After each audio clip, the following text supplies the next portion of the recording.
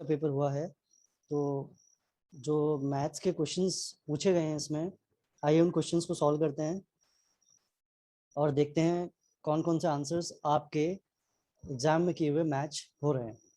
तो स्टार्ट करते हैं पहले क्वेश्चन से। सबसे पहला क्वेश्चन इसमें दिया हुआ है, क्योंकि क्वेश्चंस मिक्स हैं तो बीच बीच में मैथ्स के क्वेश्चन है इसमें, उनको हम लेते हुए चल रहे हैं। पहला क्वेश्चन है the function f x equal to mod x at x equal to zero. अगर हम f x equal to mod x की बात करते हैं तो ये फंक्शन जीरो पे कॉन्टिन्यूस तो होता है बट डिफरेंशिएबल नहीं होता, तो C is the correct answer. Question number 3, एक सर्कल में 21 पॉइंट्स लेकर के कितने कॉर्ड्स टोटल बनेंगे, उसके लिए फॉर्मूला हो जाएगा 21c2 21 factorial upon 2 factorial into 21 minus 2 यानी कि 19 फैक्टोरियल। तो इसको अगर आप सॉल्व करते हैं तो 21 इंटू 20 अपॉन 2 कैंसिल आउट हो जाएगा, तो 210 यानी कि option D is the correct answer. Simpson one third rule of integration y is assumed to be a polynomial of degree। Trapezoidal rule में पॉलिनोमियल 1 डिग्री का था, सिम्पसन वन थर्ड रूल में जो पॉलिनोमियल था वो सेकंड डिग्री का था, और सिम्पसन 3/8 में पॉलिनोमियल 3 डिग्री का था। ठीक हो गया, आगे बढ़ते हैं। Question number 5, S4 symmetric group जो है इसका अगर डिग्री की बात करें तो डिग्री तो 4 हो गई, ऑर्डर की बात करें तो ऑर्डर हो गया 4 फैक्टोरियल यानी कि 24, जिसमें से 12 क्या हो गए, ऑड हो गए, और 12 क्या हो गए, इवन हो गए। क्लियर, आगे बढ़ते हैं।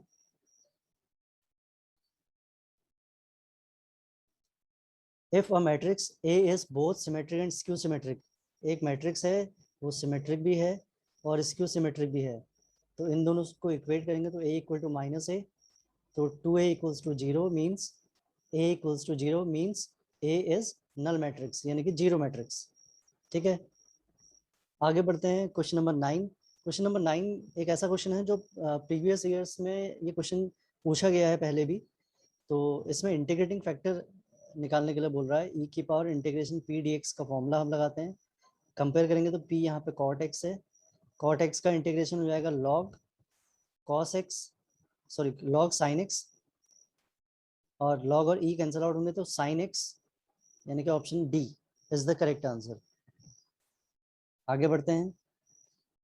डिग्री इसकी पूछ रहा है तो इसका अपॉन 2 हटाने के लिए स्क्वायरिंग करेंगे इस दोनों साइड, तो डिग्री कितनी हो जाएगी इसकी 2।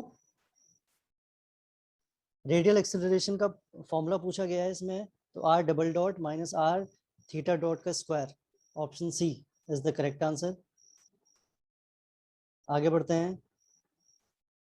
क्वेश्चन नंबर 16, क्वेश्चन नंबर 16 की अगर हम बात करें, ए हमको 3/3 की एक स्क्वायर मैट्रिक्स दी है।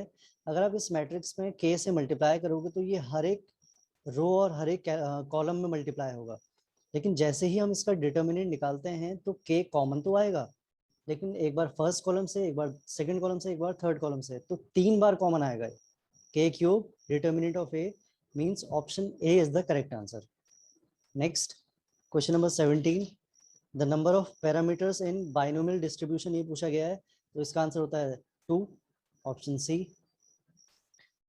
If the plane 2x minus 2y plus z equals to 9, एक स्फेयर आपको दिया हुआ है, इस स्फेयर को एक प्लेन टच कर रहा है, ये प्लेन आपको दिया हुआ है 2x minus 2y plus z minus 9 equals to 0 लिख सकते हैं इसको, और जो स्फेयर आपको दिया हुआ है इसका सेंटर जो दिया हुआ है वो ओरिजिन है और रेडियस क्या है r। तो क्योंकि ये प्लेन इसको टच कर रहा है तो इस ओरिजिन से इस प्लेन तक की डिस्टेंस ही इसकी रेडियस बन जाएगी, ये रेडियस r है।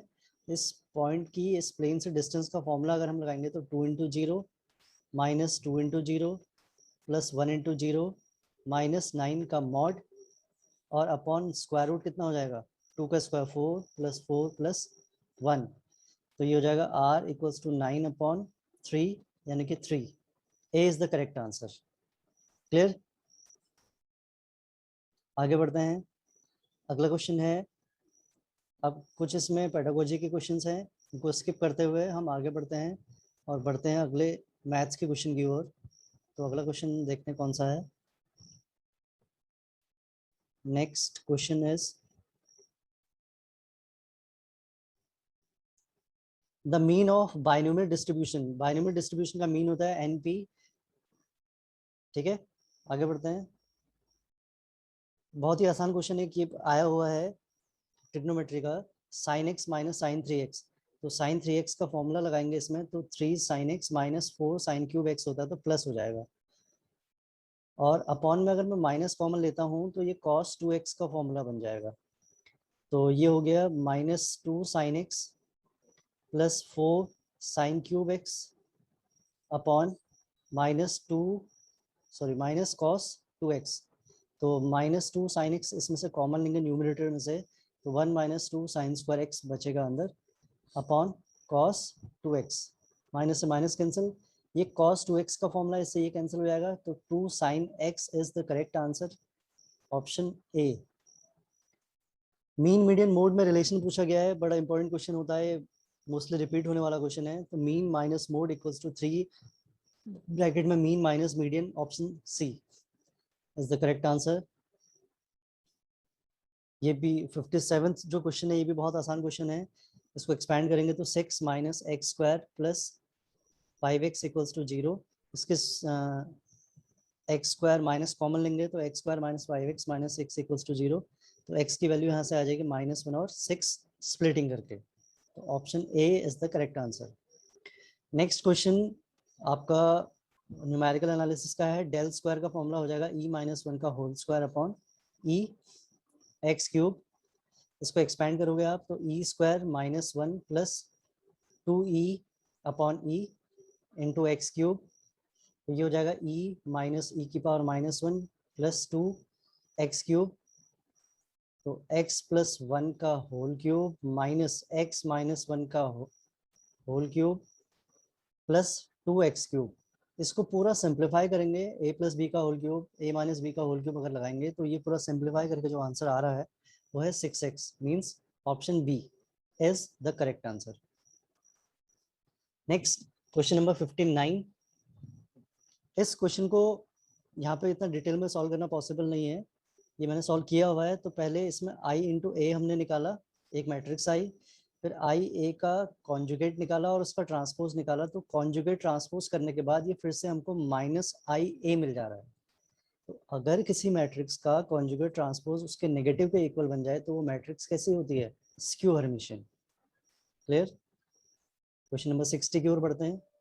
Mod x plus 3 greater than equal to 10 दिया है, तो यहाँ से x plus 3 greater than equal to 10 बन जाएगा, और x plus 3 less than equal to -10।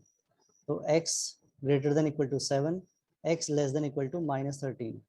So answer will be -infinity to -13 close interval union 7 to infinity. तो ऑप्शन नंबर डी, यहाँ पे इसने दोनों साइड क्लोज लगाया है और इन्फिनिटी की साइड कभी भी क्लोज इंटरवल नहीं लगता। तो आगे बढ़ते हैं अगले क्वेश्चन की ओर। A line makes angle alpha beta gamma with coordinate axis, then the value of this cos 2 alpha का फॉर्मूला होता है हमारे पास cos square alpha minus sine square alpha, cos square beta minus sine square beta, cos square gamma minus sine square gamma. आपको पता है कि cos square alpha, cos square beta और cos square gamma 1 हो जाएगा। साइन स्क्वायर अल्फा को हम लिख देंगे -1 प्लस cos स्क्वायर अल्फा, इसको लिखेंगे -1 प्लस cos स्क्वायर बीटा, और इसको लिखेंगे -1 plus cos square gamma. Clear? आगे देखिए, ये 1 -1 cancel out, -1 is -2, cos square alpha plus cos square beta plus cos square gamma, ये फिर से 1 हो गया। So answer will be -1, means option B is the correct answer. ये इक्वेशन आपको बतानी है कि इक्वेशन क्या है, ये इक्वेशन है कोन की। क्लियर? आगे बढ़ते हैं अगले क्वेश्चन की ओर। ये बड़ा इजी क्वेश्चन, 11th क्लास के एनसीईआरटी का क्वेश्चन है ये। तो sine inverse cos sine inverse √3/2 होता है 60 degree, cos 60 degree 1/2, sine inverse 1/2 हो जाएगा 30 degree, means π/6, option A. Next, radius of curvature, common catenary की रेडियस ऑफ कर्वेचर का फॉर्मूला होता है y rho equals to c sec square psi means option number D. Next question, slope of normal, पहले tangent का slope निकालेंगे तो dy upon dx निकालना पड़ेगा, इसका फॉर्मूला होगा dy upon d theta upon dx upon d theta, तो ये आ जाएगा माइनस का tan थीटा पूरा सिंप्लीफाई करके, और नॉर्मल का स्लोप निकालना है तो माइनस dx अपॉन dy निकालना पड़ेगा, तो ये आ जाएगा cot थीटा, और किस एंगल पे निकालना है 45 पे, तो cot पाई बाय 4 होता है 1, तो answer will be 1। Clear. CR equation, Cauchy Riemann equation, analytic function का ये क्वेश्चन आया हुआ है, बड़ा सिंपल सा फॉर्मूला पूछा गया है, इसका हो जाएगा del u upon del r equals to 1 upon r del v upon del theta, del u upon del theta equals to minus r del v upon del r। Clear. Next, P B upon A conditional probability का, इसका formula होता है P B upon P B intersection A, तो ये है 5/11, P B intersection ए का formula हो जाएगा P A plus P B minus P A union B, तो ये पूरा कैंसिल आउट होकर के आ जाएगा 1, option B. Next, the vector in the direction of the vector 10, बड़ा ही सिंपल क्वेश्चन है, किसी भी वेक्टर के डायरेक्शन में अगर वेक्टर निकालना है तो उसके मॉड से इसको डिवाइड करेंगे, तो रूट 1 + 4 और इसको मल्टीप्लाई कर देंगे 9 से, तो ये 3 आकर के इससे कैंसिल आउट हो जाएगा, तो आंसर हो जाएगा 3 into bracket i - 2j + 2k। Next question भी, ये क्वेश्चन पहले भी आयोग में पूछा गया है, लेक्चर में भी पूछा गया है, इसका पर्टिकुलर इंटीग्रल पूछ रहा है 1/d² + 1 cos x, इसको हम कैसे करते हैं, real part of e⁻⁻ ix upon d² + 1, फिर हम इसको लिखते हैं real part of e⁻⁻ix 1/d + i whole square + 1, फिर इसको सिंप्लीफाई करते हैं, जो भी सिंप्लीफाई करके हमारा आंसर आता है उसका रियल पार्ट हम इसका लेते हैं, तो रियल पार्ट इसमें आता है x/2 sin x, यानी कि option number D. Clear. x/2 sin x।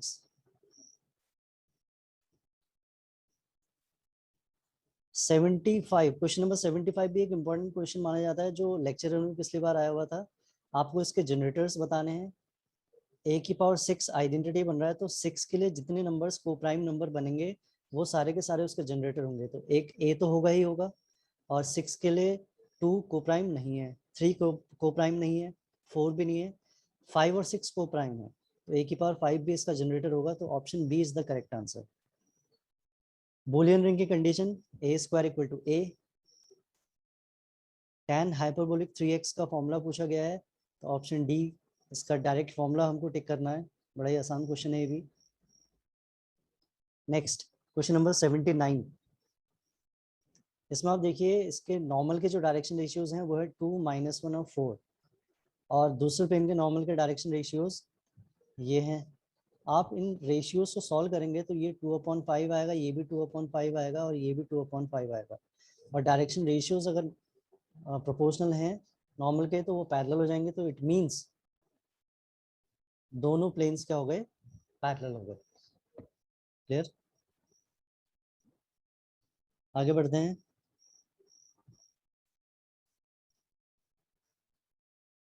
दो लाइंस हमको दिए जिसके डायरेक्शन रेशियोज ये दिए हैं, cos थीटा का फॉर्मूला लगाना है सीधा, 2 × 1 + 3 × 2 + 6 × 2 अपॉन 4 + 9 + 36 1 + 4 + 4, तो ऊपर आ जाएगा 20, नीचे आ जाएगा 21, cos इनवर्स 20/21, ये थीटा की वैल्यू हो गई, तो ऑप्शन नंबर बी। आगे बढ़ते हैं, ये भी बहुत ही आसान क्वेश्चन है आपका, इसको डिस्ट्रीब्यूट करेंगे तो पहला टर्म हो जाएगा sec²x और दूसरा टर्म हो जाएगा cosec²x, इसको इंटीग्रेट करना है, तो tan x + cot x + c, option B. Question number 84 NCERT का क्वेश्चन है, क्लास 11 का, इसके डोमेन की बात करें तो -4 से 4 इसकी डोमेन होती है, और रेंज होती है इसकी 0 to 4 close interval. Next question is again very easy, इसको पहले डिफरेंशिएट करते हैं। साइन एक्स, एक्स का 1, एक्स ऐसे रहेगा, इसको कॉस एक्स, एक्स की जगह पे पाई बाई 2 रखते हैं, तो sine pi by 2 1, cos pi by 2 0, तो answer is +1। Mod x minus 1 plus mod x minus 2 is not differentiable at point x equal to 2। x equal to 2 पे differentiable नहीं होता। ये क्वेश्चन में पहले आपको इस फंक्शन को डिफाइन करना पड़ेगा, उसके बाद इसके डिफरेंशिएबिलिटी चेक करेंगे। देखिए क्वेश्चन नंबर 88 जो है, ये भी 11th क्लास की एनसीईआरटी का सीधा फॉर्मूला पूछा गया है। Sum of squares of n natural numbers, यानी कि n, n+1, 2n+1 upon 6। The difference between upper and lower limit of class interval is called class size। ये इन्फिनिटी अपॉन इन्फिनिटी की फॉर्म है, इसको एल'हॉपिटल रूल से ऊपर नीचे डिफरेंशिएट करके 1/x आएगा, और 1/infinity कितना हो जाएगा, 0। Next question, in virtual work equation the virtual work done by an inextensible string is, ये सीधा सीधा क्वेश्चन है। इन एक्सटेंसिबल स्ट्रिंग में थ्रस्ट के थ्रू हो या टेंशन के थ्रू हो, वर्क डन 0 आता है, और एक्सटेंसिबल स्ट्रिंग में -t del L बन जाता है। तो यहाँ पे इन एक्सटेंसिबल दिया है, तो 0 इसका आंसर हो जाएगा।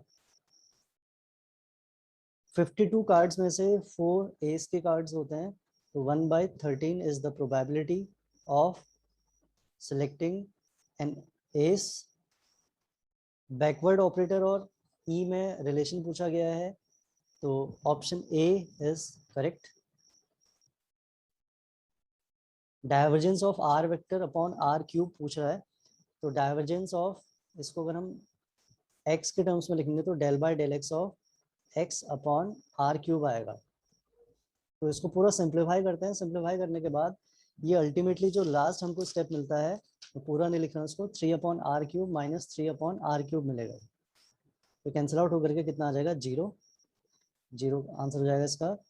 नेक्स्ट है ये रियल एनालिसिस का कन्वर्जेंट डाइवर्जेंट सीरीज का क्वेश्चन है। पी की अगर वैल्यू 1 से बड़ी हो तो सीरीज कन्वर्जेंट होती है। ऑर्थोगोनल मैट्रिसेस के लिए A × A ट्रांसपोज आइडेंटिटी होना चाहिए। ये बहुत ही आसान डिफरेंशिएशन का क्वेश्चन है। पहले इस लॉग का डिफरेंशिएशन आएगा, फिर अंदर वाले लॉग का, फिर इस वाले लॉग का। तो 1/x log x log x is the correct answer. Next, if these two are two regression lines then the correlation coefficient between x and y is 0.6। इसका आंसर आता है 0.6 है बी। और लास्ट क्वेश्चन है alternative series का question है, ये alternative series का क्वेश्चन है, तो ये कन्वर्जेंट होगा। तो आई होप आपके मैक्सिमम क्वेश्चंस इसमें सही आ रहे होंगे।